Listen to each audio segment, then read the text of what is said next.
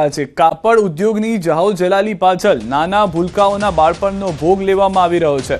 27 કારખાનાઓમાંથી 7 થી 14 વર્ષની વયના 86 બાળમજૂરો મળી આવવાનો મામલો। પોલીસની ભીસ વધતા એજન્ટો સક્રિય થયા। સીતારામ સોસાયટીમાંથી જ 9 જેટલા બાળકોને એક નાના ટેમ્પામાં કેદ કરીને લઈ જવાયા। 6 કારખાનેદારો સહિત 27 વિરુદ્ધ ગુનો દાખલ કરીને વધુ તપાસ ધરવામાં આવી છે હાથ। નાના ભૂલકાઓ પાસે 17 કલાક માટે કારખાનાઓમાં કામ કરાવી માત્ર 200 થી 250 રૂપિયાનું મહેનતાણું આપવામાં આવે છે। રૂપિયા માતા પિતાને અથવા વાલીઓને ઓનલાઈન ચૂકવવામાં આવતા। કેટલાક વાલીઓને ત્યાં ઓફલાઈન ચૂકવણું કરવામાં આવતું। રાજસ્થાનથી કઈ રીતે ટ્રાન્સપોર્ટેશન કરવામાં આવતું હતું, અહીંયા કોઈ કોન્ટ્રાક્ટર કે અન્ય કોઈ વ્યક્તિ સંડોવાયેલી છે કે કેમ, વાલીઓને કઈ પ્રકારની લાલચ આપવામાં આવતી હતી, આ બધી બાબતોની હવે ઊંડાણપૂર્વક તપાસ થશે। જે રીતે પશુઓને પણ લઈ જવામાં ન આવે તે રીતના આ બાળકોને લઈ જવામાં આવી રહ્યા છે એક ટેમ્પાની અંદર જાણે પૂરી, અને ત્યારબાદ તેઓને એક જગ્યાથી બીજી જગ્યાએ લઈ જવામાં આવી રહ્યા છે। પરંતુ આ જે ખરાબ દ્રશ્યો આપણે કહી શકાય કે તે સુરતથી જાણવા મળી રહ્યા છે। કાપડ ઉદ્યોગ સાથે જોડાયેલા લોકો આમાં હોવાની જાણકારી છે।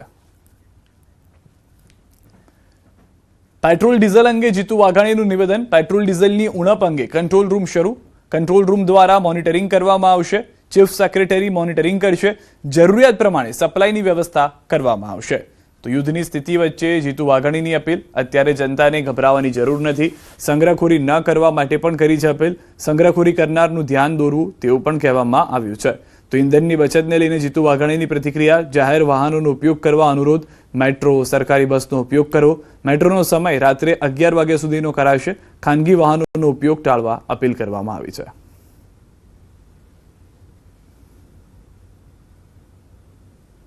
ડીઝલ પેટ્રોલના જથ્થાની સમીક્ષા એ પણ મુખ્યમંત્રીએ લીધી છે। કંટ્રોલ રૂમ દ્વારા પણ એનું મોનિટરિંગ ગઈકાલે નાની મોટી જે પરિસ્થિતિ છે જાણી કંટ્રોલ રૂમ ખોલીને ચીફ સેક્રેટરી સ્વયં એ મોનિટરિંગ કરી રહ્યા છે અને જ્યાં જેવી જરૂરિયાત થાય એ પ્રમાણેની સપ્લાયની પણ વ્યવસ્થાઓ એ રાજ્ય સરકારે ભૂપેન્દ્રભાઈના માર્ગદર્શન નીચે કરી છે। સમગ્ર જનતાને ગુજરાતની કોઈ પણ ગભરાટમાં આવ્યા વગર કરવામાં આવતી ખરીદીનો બિનજરૂરી સંગ્રહખોરી ન થાય અને ઉત્સાહિત ન થવા માટે થઈને પણ જનજાગૃતિનું એક અભિયાન પણ જરૂર પડે રાજ્ય સરકાર ચલાવશે। પણ રાજ્ય સરકાર વતી હું વિનંતી કરું છું કે કોઈ પણ ગભરાટમાં આવ્યા વગર સંગ્રહખોરી ન કરીએ અને કરતા હોય તો એનું ધ્યાન પણ દોરીએ। પર્યાવરણને ઈંધણની બચત માટે ખાનગી વાહનનો ઉપયોગ ટાળીને જાહેર વાહનનો ઉપયોગ જેમ કે મેટ્રો, એસટી, બસ, રેલવેનો મહત્તમ ઉપયોગ શક્ય હોય ત્યાં સુધી કરવો। મેટ્રો ટ્રેનનો સમય પણ 11 વાગ્યા સુધી લંબાવવાનો નિર્ણય એ લેવાનો છે। કેન્દ્ર સરકારની ગુજરાતને મોટી ભેટ। વિશ્વનો સૌથી પહેલી સેમી હાઈ સ્પીડ નેટવર્ક બનશે। Sarkhej Dholera semi high speed rail network 2030 એટલે કે 4 વર્ષમાં પ્રોજેક્ટ પૂરો થશે। 80% જમીન સંપાદન થઈ ચૂકી છે। ये जो प्रोजेक्ट है धोलेरा सारखेज ये वर्ल्ड का पहला semi high speed broad gauge network होगा। दूसरा कि ये पहला सेमी हाई स्पीड नेटवर्क ऐसा होगा जो कि कुछ एलिवेटेड में भी होंगे, कुछ कटिंग में भी होंगे और कुछ सरफेस में भी होंगे। जहाँ भी सेमी हाई स्पीड वर्ल्ड में नेटवर्क है वो या तो स्टैंडर्ड गेज का है या कुछ अपना उसका अलग गेज है, लेकिन ये एकमात्र ऐसा है जो कि ब्रॉड गेज का नेटवर्क होगा। ભાવનગરથી સમાચાર। પીએમ મોદીની અપીલ બાદ મહારાજા કૃષ્ણકુમારસિંહજી ભાવનગર યુનિવર્સિટીની પહેલ। મહારાજા કૃષ્ણકુમારસિંહજી ભાવનગર યુનિવર્સિટીની સત્તામંડળોની બેઠકો હવે ઓનલાઈન માધ્યમ દ્વારા કરવામાં આવશે। મહારાજા કૃષ્ણકુમારસિંહજી ભાવનગર યુનિવર્સિટીમાં કુલપતિ ડોક્ટર રામાનુજનો મહત્વનો નિર્ણય। ડિજિટલ ઇન્ડિયા અને ઈ ગવર્નન્સને વેગ આપવા કરવામાં આવ્યો નિર્ણય। બોર્ડ ઓફ મેનેજમેન્ટ સહિત તમામ બેઠકો ઓનલાઈન થશે। પીએચડી, વાઇવા સહિતની કામગીરી હવે ડિજિટલ માધ્યમથી કરવામાં આવશે। કેમ્પસ બહારના સભ્યો ઓનલાઈન મહારાજા કૃષ્ણકુમારસિંહજી ભાવનગર યુનિવર્સિટી બેઠકમાં જોડાશે।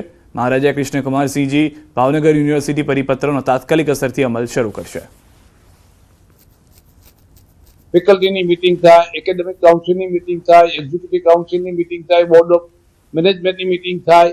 આ ઉપરાંત પીએચડીના વિદ્યાર્થીઓનો વાયવા પણ થતો હોય છે. વાયવાની અંદર આવતા એક્સપર્ટ ઘણી વખત ભાવનગર વિસ્તાર બહારથી આવતા હોય છે.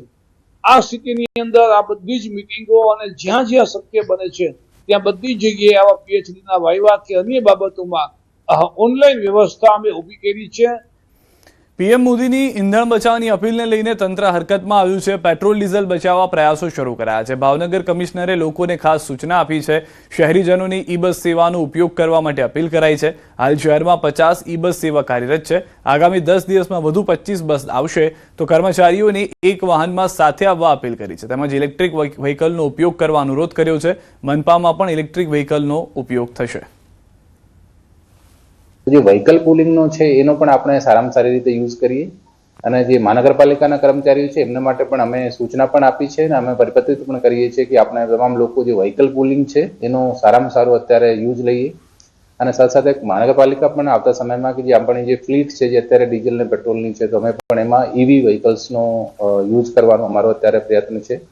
તો આપણે તમામ લોકો જે વડાપ્રધાનશ્રીની અપીલ છે એમાં જોડાવીએ. અમદાવાદથી સમાચાર. સરખેજમાં અકસ્માતમાં યુવતીનું મોત. અજાણ્યો ડમ્પર ચાલકે ટક્કર મારી ફરાર. યુવતી કોલેજ જતી હતી ત્યારે બની છે ઘટના. ટ્રાફિક MDIV દ્વારા ગુનો દાખલ કરી અને તપાસ કરવામાં આવી છે. તો ટ્રાફિક M ડિવિઝન દ્વારા આ ગુનો જે છે તે દાખલ કરી અને તપાસ શરૂ કરી દેવામાં આવી છે. યુવતી જે હતી તે કોલેજ જતી હતી તે દરમિયાન ટક્કર મારી છે ડમ્પર ચાલકે. અમદાવાદના વસ્ત્રાપુર પોલીસે ભિક્ષા માંગવાના બહાને ચોરી કરતી 2 મહિલાને ઝડપી લીધી છે. આરોપીઓ બહેરા મૂંગા હોવાનું ઢોંગ કરી ભિક્ષા માંગતી હતી. પૂજા નટ એન્ડ એનુ નટ નામનું મહિલાઓ સગી બહેનો હતી. એનુ નટ અને પૂજા નટ એમ 2 બહેનો છે જે સગી બહેનો હોવાની જાણકારી છે. માધવ પીજીમાં થયેલી મોબાઈલ ચોરીના ગુનાનો ભેદ ઉકેલી પોલીસે ધરપકડ કરી છે. મહિલાઓની કરતૂત સીસીટીવીમાં કેદ થઈ છે.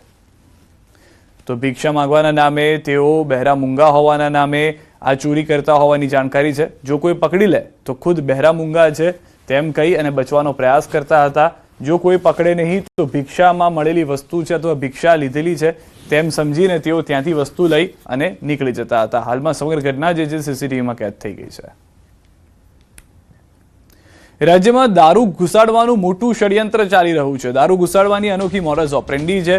પેસેન્જરની સીટ નીચે દારૂ ગોઠવી હેરાફેરી કરાતી. સ્લીપર સીટ નીચે દારૂની બોટલો ગોઠવી પોલીસે દારૂ પકડી પાડ્યો છે. પોલીસે દારૂ બિયરની 1957 બોટલ કબજે કરી છે.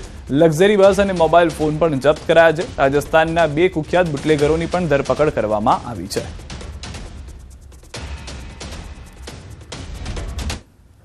મોરબીથી સમાચાર. દેશી દારૂના અડ્ડાઓ પર જનતાએ રેડ કરી. રેડ કરતા પોલીસે કાર્યવાહી કરતા જનતાએ રેડ કરી છે. પોલીસ કાર્યવાહી નથી કરી રહી જેના કારણે જનતાએ રેડ કરવી પડી હતી. જૂના બંધ મકાનમાં રેડ કરી. જાણ થતાં પોલીસ પણ ઘટના સ્થળે દોડી આવી. ઘોડા છૂટી ગયા પછી તબેલે તાળા મારવા જેવો ઘાટ પોલીસ આવતા સર્જાયો હતો. તો દ્રશ્યોમાં પણ આપ જોઈ રહ્યા છો કે જે કાર્ય પોલીસે કરવાનું હોય જેના માટે તેઓને પગાર આપી રહ્યા છે અને કોનો પગાર ક્યાંથી આવી રહ્યો છે? આ જનતાના ટેક્સમાંથી આવી રહ્યો છે કે જે જનતા ખુદ રેડ કરવા માટે મજબૂર બની છે. પરંતુ પોલીસની સાંઠગાંઠ છે સ્વાભાવિક છે જેના કારણે તેઓ પણ રેડ નહીં કરે. મોરબીની અંદરથી આ જે દ્રશ્યો છે જ્યાં આગળ લોકોને ખબર છે, જનતાને ખબર છે, જેની પાસે કોઈ ઇનપુટ નથી, કોઈ ખબરી નથી કે અહીંયા આગળ દારૂ વેચાય છે, પરંતુ જેની પાસે ઇનપુટ છે, ખબરીઓ છે, તે પોલીસને નથી ખબર અથવા ખબર છે તો પૈસા લઈ અને ચૂપ પોલીસ સ્ટેશનમાં બેસી રહે છે. કલોલ જીઆઈડીસી 3માં લોકોના મોતને લઈને જાણકારી. જીઆઈડીસીમાં 3 લોકોના મોત થતા અંડરગ્રાઉન્ડમાં ટાંકીની સફાઈ દરમિયાન આ ઘટના ઘટી હોવાની જાણકારી છે. એક શ્રમિકની હાલત ગંભીર માનવામાં આવી રહી છે. ગેસ ગળતરની ઘટના બની હોવાનું અનુમાન છે. મફતલાલ કંપનીના અંડરગ્રાઉન્ડમાં ટાંકીની સાફ સફાઈ દરમિયાન 2ની ઘટના. સમગ્ર મામલે પોલીસે તપાસ હાથ ધરી છે. FSLની મદદ લેવાની આવી રહી છે. પ્રાથમિક તારણ મુજબ ગેસ ગળતરની ઘટના બની હોવાનું અનુમાન છે.